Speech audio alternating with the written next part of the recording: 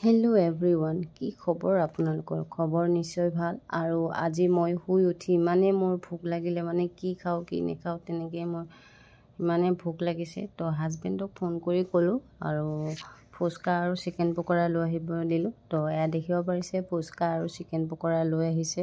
তো এতিয়া ধুনীয়াকৈ জুতি লগাই খাম আৰু এয়া দেখিব পাৰিছে। আৰু আপোনালোকে কোনে কোনে বাৰু ফুচকা খাই ভাল পায়? মোৰতো বহুতে প্ৰিয় ফুচকা।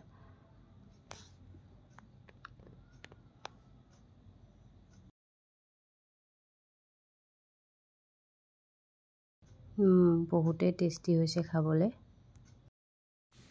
আৰু এয়া দেখিছে চিকেন পকৰা, আৰু এতিয়া খাম চিকেন পকৰা খাব ওলাইছোঁ। ফুচকা খোৱা হ'ল সেয়া।